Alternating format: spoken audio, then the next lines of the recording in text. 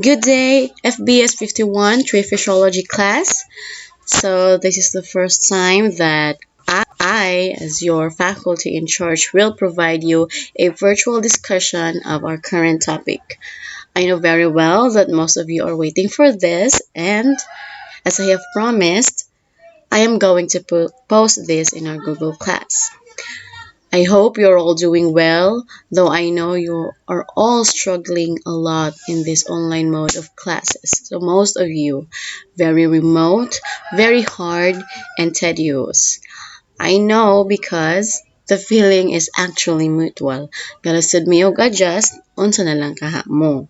So let's just pray that this pandemic will end as soon as possible in God's will for us to go on and start the authentic, the original mode of class, which is the face-to-face. Like we hope that mo-resume na ang face-to-face classes without fear. No? So please, I am requesting all of you to be attentive as I explain the different topics covered in Unit 2. Now let's start. Once again, I am Clea, your FBS 51 faculty in charge, and I will be presenting to you the discussion of how plants grow and develop. As you can see, our discussion for today has been summarized already by this single illustration in here. In this image, we can already conclude that the plant's growth and development follows a cycle. Magbalik-balik ang processes niya from the germination of seeds to its development, mo ni siya germination of seeds to its development into a young plant and undergoes maturation stage until trees produce flowers, which we all know are the reproductive part of your plant. These flowers will then produce fruits na naada to ang imuhang seed. And then the seed follows again the process over and over again. Or the process will be repeated over and over again. Na ang fruits, na ang seed, mag-germinate na pod, mag-mature, mag-produce of flower, na ay fruit set, sa imuhang fruit, na ang seed, and the process is repeated over and over again. Because, obviously, it's a cycle. It's the plant's life cycle.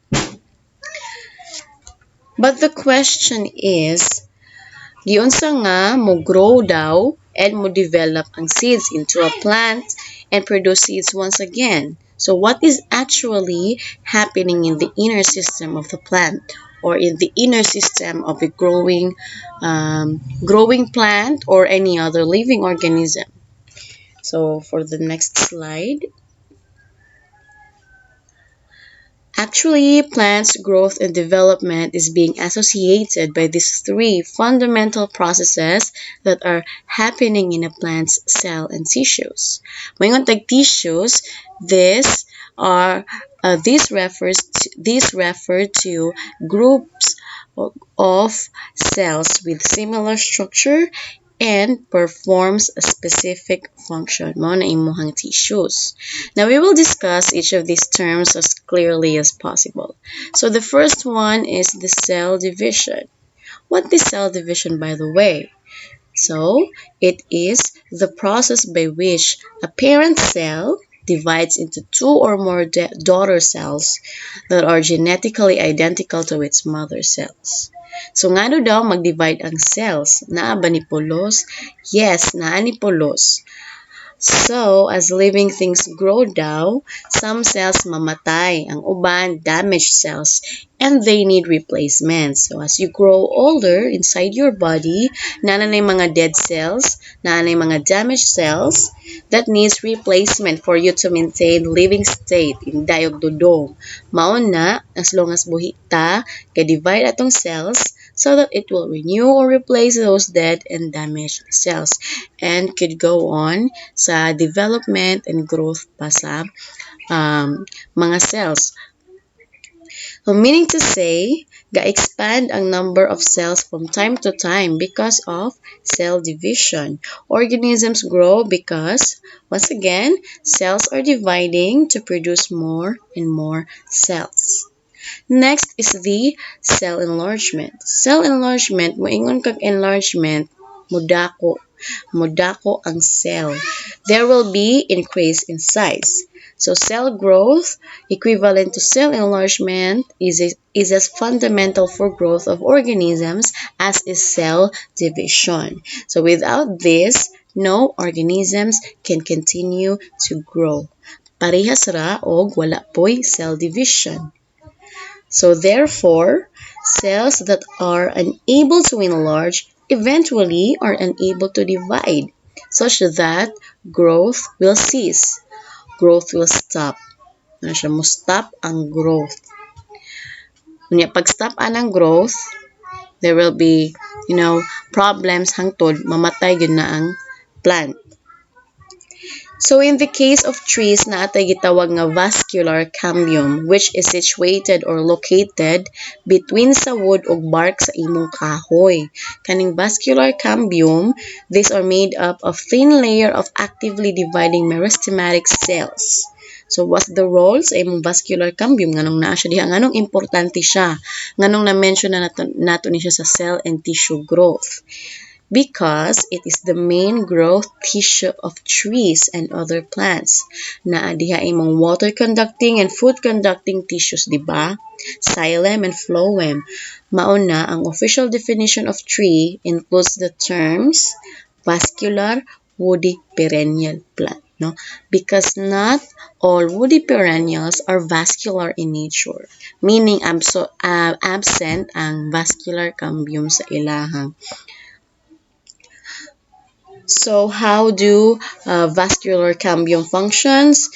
The cambium divides, no? It divides and produce new wood towards the inside and bark on the outside. Lisod pod ang bark na sa sulod, ang wood na sa gawas. So these new cells increase the diameter of the trunk sa imuhang tree and as well as the branches also. So kung moingon gani tag cell enlargement sa imong tree, it actually refers to the secondary growth of trees. So, ganing secondary growth, siya ma-observe. Sa diameter sa imong tree, dahil na nimo ma-observe ang secondary growth sa increase in tree's girth, in which the lateral meristem is responsible for that. Okay? I hope you get it already, ha? Kay kato sa last topic, na-cover ni ang mga meristematic cells. So from all these processes, there's the last term, the cell differentiation. Cell differentiation, what do you mean by that? The cell differentiation is the process of cell specialization. Mag-specialize daw ang cells in which cell changes from one cell type to another. Ano siya? Cell differentiation. Cell differentiation, dara po ang imong cell elongation.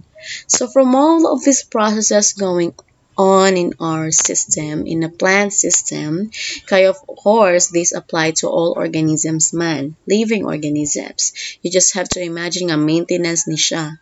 If we will put this sa usa ka butang pananglitan, say a thing that needs maintenance, ug wala kay buhaton, pasagdan na nimo, maguba and it will never be useful again, di ba? Anara na siya. Kung sa living organisms, if wala ni nga processes, mamatay jud. Siba ko lang, no? That is why we always need to take care of our health. Because little did we know, loko-loko na di ay imuhang system. Especially unhealthy lifestyle, bad habit, unhealthy lifestyle, mentally, physically, and emotionally. These things will really have a big impact to your body. And then later na po dahil mo mabalaan, then you are already putting band-aid when you could have just prevent it sa una pa, diba? So be conscious yun. So it applies to all living organisms. On the next slide, since we have already discussed how plant cells and tissue grow, we will now proceed to the first stage of the plant's life cycle, which is the seed germination. So sa tree species daw, ang seeds nila dili diretso mo germinate or motorok because these trees seeds need dormancy or they have to undergo a dormant state before sila mag-germinate. Nga kaigsuonan, naapod plants nga mo-germinate directly without being in a dormant state. Moong gitawag na sila nga non-dormant seeds. Pero this is not true for trees or other woody perennials. Then natay term diri ang dormancy. So unsa di ay ning dormancy? So ang dormancy, it is the state of seeds inactivity or loss of ability to grow and develop pero buhi ra gyapon siya. Murag mag-hibernate ba? Walay growth, walay processes, unable to absorb water and nutrients pero buhi lang siya. Mura lang gyud siya og natulog niya ang kalagigalaag-laag. Ngana lang siya. So on the other hand, speaking of germination in forestry, especially sa silviculture, kung mamaluyan mo, makapasar mo sa kaning subject, mabot mong third year, matake ninyo ni, this is the core subject of forestry nga wala sa uban, no? Silviculture. Very specific kay siya sa silviculture, sa forestry. So sa nursery management, the proper way to manage seeds is to do germination test. Now, na germination test which determines the maximum germination potential or viability of a seed. Because knowing the germination rate of a particular seed is a key to understanding how well that seed will perform in the field based sa iyang viability. So, sa kaning test, ma-evaluate na ang quality sa imong seeds, kung mabuhi ba jud siya, or mamatay ba siya later on. So, inana. So, we have here the sequence of stages and events under the germination process. So, natay pre-germination stage, germination, and post-germination stage. Pre-germination stage. Moingon kag pre, initial na siya or mura na pre-test. Initial, preliminary. So, usually, before nimo i-transfer ang seed sa imong potting media, kinahanglan nimo sa ipa-pre-germinate ang seeds. Na siya various methods like i-soak siya sa hot water, tap water, and kung ma-observe na nga ang radical is about to emerge, then that's the time nga pwede na siya nimo i-transfer sa imong potting bags or potting media with a desired mixture of soil. Usually, naka-try mi ana sa among MS degree, one day na mo siya nga gi-soak sa tubig before na mo siya gi-transfer sa amo ang potting bags. So the very first thing actually nga mahitabo sa overall germination process is the imbibition of water. So pasabot anang imbibition. It's the uptake of water, absorption, kung sa atoa imno nato. Well, you do not imbibe seeds, take note. Rather, seeds imbibe water. Ayaw mo kalisang. So, for non-dormant seeds, germination starts when a seed is provided with water as long as the temperature is appropriate. So, kay imbibition man, meaning to say, exposed na pinakauna pa lang ang seed sa tubig. But how do seeds absorb water? Diba? It is through its seed coat or testa. Seed coat or testa. Later on, we will have an illustration sa basic parts of a seed. So, the seed absorbs water through its seed coat na motubo downwards to anchor the seed in place and absorb water nutrients from the soil. Then, RNA and protein synthesis are then stimulated to control the seed germination. After that, there will be increased metabolic activities, increased metabolism, as well as increased respiration. Unsay metabolism di ay? What do you mean by metabolism? Diba, metabolism is a term that is used to describe all chemical reactions involved in maintaining the living state of the cells in the organisms. So, as seed absorbs water, ang metabolic processes mag-initiate and it will increase. And then, it will also result to an increase in respiration rate. So, na siya. In the following events, uptake of water triggers the seed and they begin to convert starch to sugar. Muna na siya na din. Hydrolysis of food reserves by enzymes. Nanay, production of food, which provides energy for the embryo during germination. Diba? By the way, imuhang embryo, later makita na nato ang part sa imong seed. Imong embryo mauna ang part sa seed nga mo develop as a plant. Mauna na siya. More water is then absorbed and the seed cell starts to elongate, divide, and specialize or mag-change to another structure. So, nadiri as change in cell structure, induction of cell division, and cell growth. So, sa germination stage, diri na ta, the swelling of cells causes the seed coat to rupture. Siya. The primary root or imong radicle, kung emerge na dayon na siya, nadiri, emergence of seedling, usually radicle first. So, radicle emerges downward and the initial shoot mo na siya ang seed leaves which are the plumule mo na yung first leaves the true leaves that grows upward.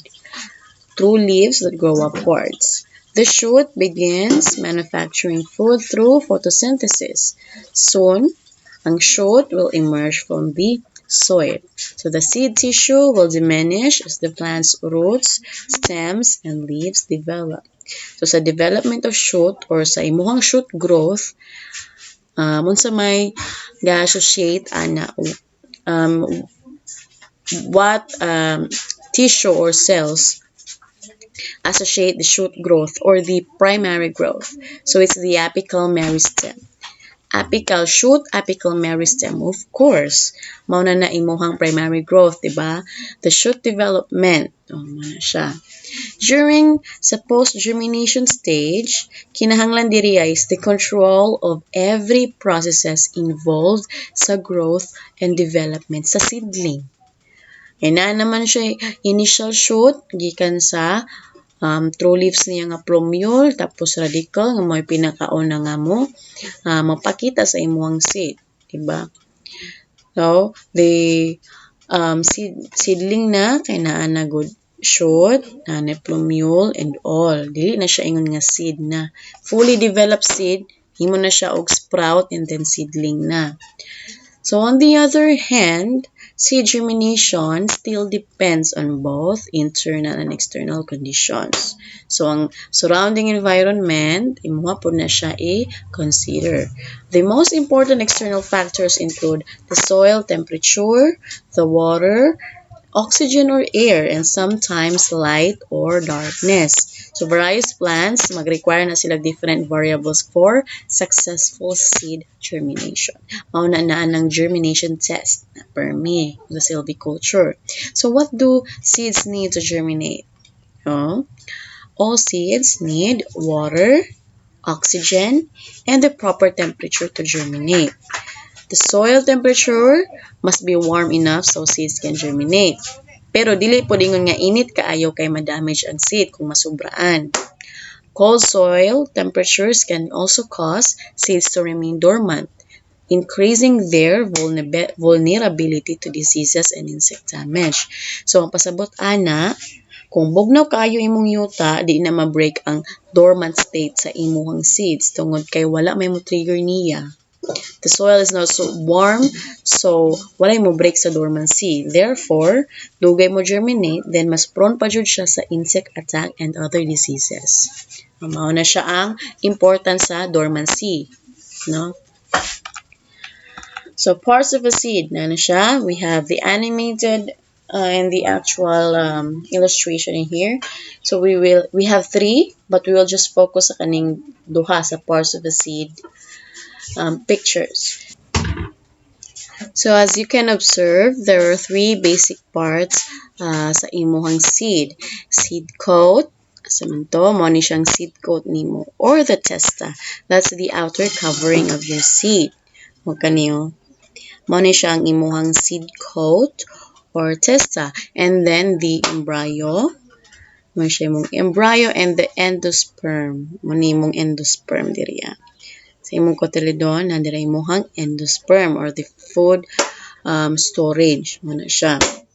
So sa imuhang seed, ang kanang outer covering mo na siya. Ang outer covering kay gitawag nga seed coat, diba? Coat, good. Di sa gawas yun na siya. Outer covering, seed coat.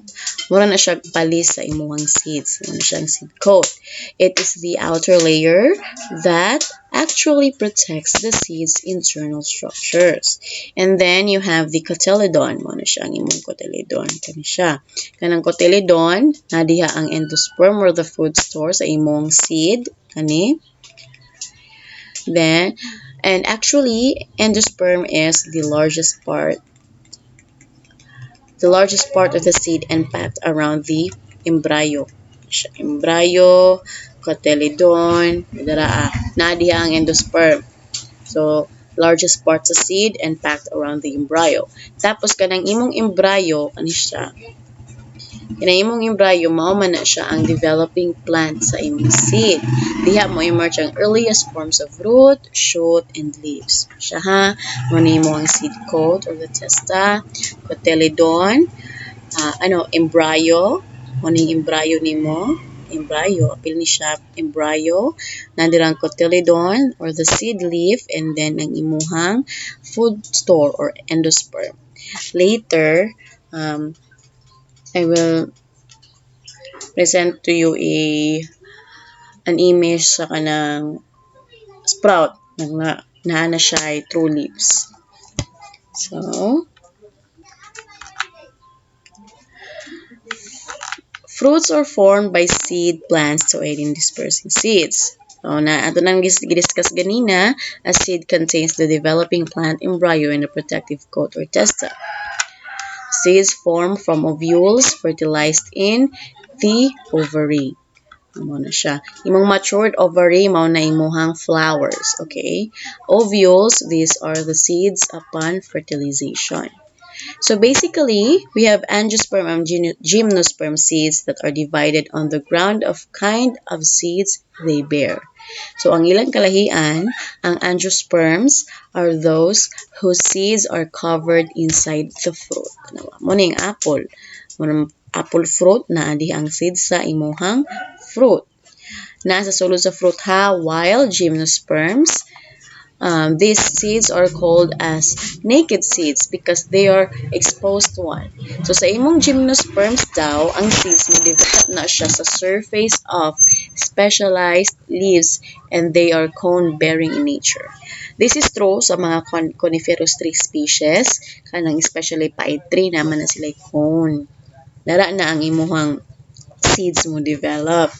So, kung sa coniferous trees mo to, na cone in which dito mo develop imong seeds, sa angiosperm plants pod, naamagod sila ovary ovary. Flowers and fruits na sila. Maon nang gitawag ang angiosperm as flowering plants, while gymnosperms are the non-flowering plants. Yung kag-gymno, muna siya naked, sperms kay seeds.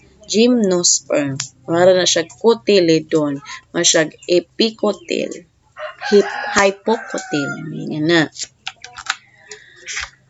So, parts of a seed. External seed coat or testa. Developing plant embryo. Stored food called endosperm. Yan, muna siya.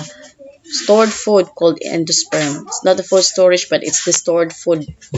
Nasarap ko ganina. Stored food, endosperm, and kaning monocot and dicot, these are only true sa angiosperm seeds lang ha, dili kung sa gymnosperm.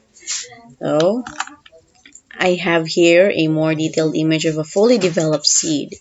So, ang imong embryo contains the embryonic root or the radicle, manang radicle ana. Radicle or the embryonic root, The embryonic stem. Mayroon kang embryonic stem, muna nimong hypocotyl and epicotyl. And 1 or 2 seed leaves sa cotyledon. Siya. So, other images, sa common garden bean, castor bean, and maize. It's a monocot. So, in this slide, I think this is already self-explanatory, no? And very basic. So, please read na lang ang major differences of monocot, monocotyledon, and dicotyledon.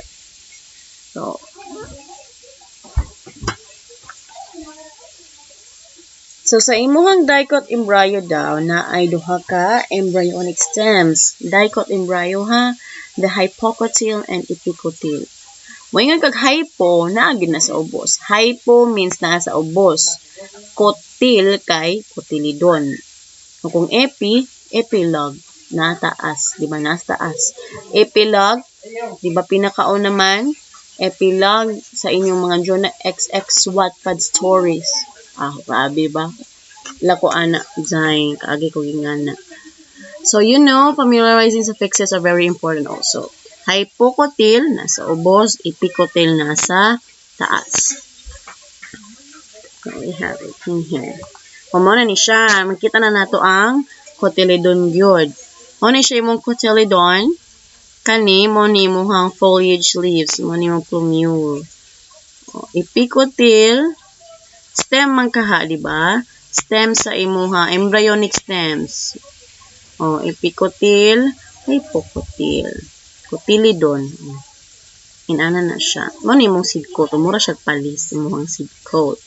So, radicle, mo na ay root growth, hangtod, na ang cotyledon, na ang first true leaves. Mahimo na dayon siya og seedling. Fully developed plant.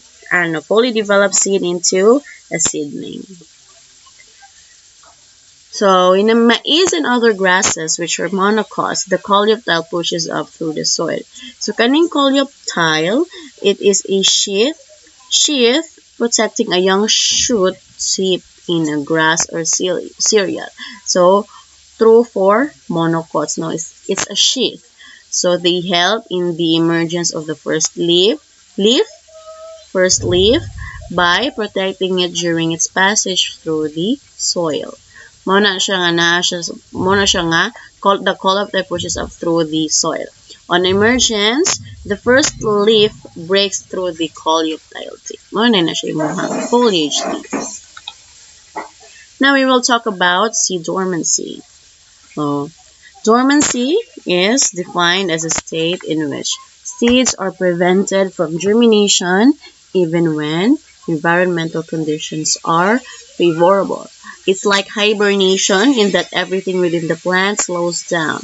Metabolism, energy consumption, growth, and more. Young loves ay nawala na. Char lang. So kung sa trees na or mature plant, the first part of dormancy is when trees lose their leaves. Dili lang seeds pud ang mo-undergo ang dormancy. So, sa trees, they don't make food while ay photosynthetic activities. So, they have no use for masses of leaves that would require energy to maintain. Managalo sila lose their leaves because di man sila magkuan og photosynthesis, diba? So, the question is, why do tree seeds need to be dormant before they germinate? Ngano daw? Dili pa pwede nga i-prevent ang dormancy, inana? So, well, it's natural for trees to go through dormancy cycles. It's natural, and the lifespan of the plant is dramatically decreased if the tree isn't allowed to go dormant for a few months. So, if i-prevent mo ang dormancy, ang maapektuhan na ang lifespan sa imuhang tanom, sa imong kahoy. Because the tendency for that is ang imong growing plant or tree nga, wala siya ni-undergo og dormancy kay vulnerable sa adverse environmental conditions. Ang environmental conditions ba or the external factors are changing from time to time. Dili na siya favorable permi. Maong dali mamatay kay dili siya resistant. Dili siya maka-withstand o maka-adapt to change sa environmental conditions. Mao na siya. Mo increase pod ang viability og vigor sa imong plant if mo-undergo siya og dormancy. So it also allows the embryo a time to develop. Mo na yang some advantages no sa tree dormancy. So can you prevent dormancy ba daw? It's possible to force a tree to evade dormancy if you keep it inside and with a controlled and stable temperature and light pattern. Kontrolado tanan. Ano siya. Which is, for me, very hard. However, this is usually bad for the tree. Na siya mga adverse effects yun. Ha? If you will defy the nature, na yun na adverse effects because nature knows best ba yan. Ano siya. So, for the next slide, see dormancy and adaptation for tough times. So, it increases the chances that germination will occur at the time and place most advantageous to the seedling. And the breaking of seed dormancy often requires environmental cues, such as temperature or lighting changes. Yan na. Then, we have here, ito akong gingon ganina, pag dormant gani imuhang plant, naagyon na siya mga loss of it's not loss, slowing down of physiological processes, metabolism, number of organelles per cell falls, dehydration, vacuoles in cells deflate, food reserves become dense crystalline bodies. So this is just a funny image. No, it's not really like the active one is this dormant and then extinct. And then further readings na lang po ni siya, the types of dormancy.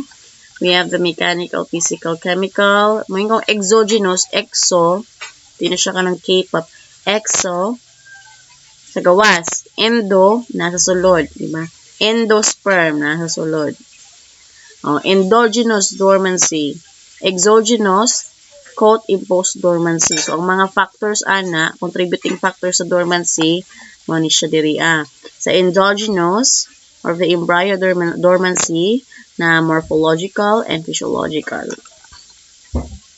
So, causes of exogenous dormancy, lack of water due to impermeability of seed coat. Diba sa kwan gid siya. So, we have types of seed dormancy. Natay, exogenous dormancy, endogenous dormancy. Exogenous gani sa gawas. Endogenous nasa inside. Exo na siya diling K-pop ha. Exo, gawas, outside. Endo, nasa sulod. So, exogenous, coat-imposed dormancy. Nasa yung seed coat, sa yung outer layer. Endogenous dormancy, embryo dormancy, nasa sulod. Mamano na siya yung mga types of exogenous dormancy and types of endogenous dormancy. Causes of exogenous dormancy, siya, lack of water due to impermeability. Yung impermeability, it's the ability of a material to resist, no, entry of water or the infiltration of other liquids. Kung walay makasolution, kuan lang siya, close, na. Walay access ang water and other nutrients na makasulod sa seed coat tungod kay impermeable man siya, no? So, further readings, we will not discuss this further. Methods of breaking exogenous dormancy. Mura nagpakuratan, no? So, in nature, this type of dormancy is overcome by ingestion by animals. Mayroong ingestion is the taking, absorbing, eating, swallowing by animals. Microorganisms, fires, temperature fluctuations, natural as well as acidity and freeze-thawing. So, kaning freeze-thaw, weathering, na siya, process na siya sa erosion that happens in cold areas where ice forms. Muna nga di ta mag-assume, watay nga na diri. So, a crack in a rock can fill with water. Mechanical scarification, any process of abrasion, brief immersion in boiling water, piercing seed coats. So abrasion, it's the any process of breaking, softening, drilling, or scratching, or mechanically altering the seed coat to make it permeable to water and gases. So, mo na siya imuhang scarification. Okay, that's scarification. And, included dira nga mga ways, the abrasion, immersion in boiling water, piercing seed coats. So, this one, further readings, um, further readings also. Ano sila. So, in this slide, actually, this is the next, our topic, next bullet for this presentation. Plants grow in height and diameter through the activity of meristematic tissues. Balo na taan na ako na nang discuss, which comprise a very small fraction of the plant body. So, kaning mga meristematic cells are responsible for growth. Obviously, a meristem is comprised of indeterminate actively dividing cells that give rise to differentiated tissues such as epidermis, trichomes, vascular tissues, and etc. So, kaning meristem, gitawag po ning meristematic tissue, is responsible for the growth of plants because they are parenchymatous type of cell. So, kung moingon gani nga plant height and diameter growth, you are actually referring to is shoot growth. No? Shoot growth kung plant height, diameter cambial growth, and napod tayo root growth. When we say shoot growth, so ganito is the primary growth. Primary growth siya in which apical meristem does the job. Shoot development, increase in height or cell elongation o na. Kung cambial growth pod, kani, it talks about the vascular cambium, which is the main growth tissues of trees. Diba? It's a thin layer between bark and wood, responsible for the secondary growth of stems and roots. So, actually, secondary growth mo occur na siya after sa first season. That will result in increase in thickness or diameter, so increase in girth. So, the cambium cell layer is the growing part of the trunk. Cambium cell layer is the growing part of the trunk. It annually produces new bark and wood in response to hormones that pass down through the phloem with food from the leaves. So, and then we have this root growth. It's obviously the growth of root system or the below ground system of your tree. So now we are already through with seed germination and dormancy. We will proceed to seed viability. Well, what is viability? Is the quality or state of being viable, such as the ability to live, grow, and develop. The viability of seeds under dry or under changing environmental conditions. Siya, viability, mabuhi. So, viability when a seed is capable of germinating after all the necessary environmental conditions are met. Basically, viability refers to seed's longevity. Palanglitan nag-germinate lagi, na-develop into a seedling. Dayon, mo-develop pa kaha siya or mamatay. Viable pa ba kaha siya or not viable? So, mao na ang major considerations sa silviculture no sa seed viability, seed performance, and seed quality. Muna siya. So we have here the chemical hormones that promote seed germination. I will not discuss this to you further. Naan naman diri the gibberellins, cytokinins, ethylene, hydrogen peroxide, auxins, potassium nitrate, thiourea, and other chemicals. So, and we are done. I hope you had a great time watching this recorded discussion. Ayaw lang mo pag-watch, paminaw pod mo, pamati, and I hope you have understood the concepts of growth and development of plants, especially the vascular woody perennial plants, which are the trees. So thank you, and please proceed to the next presentation.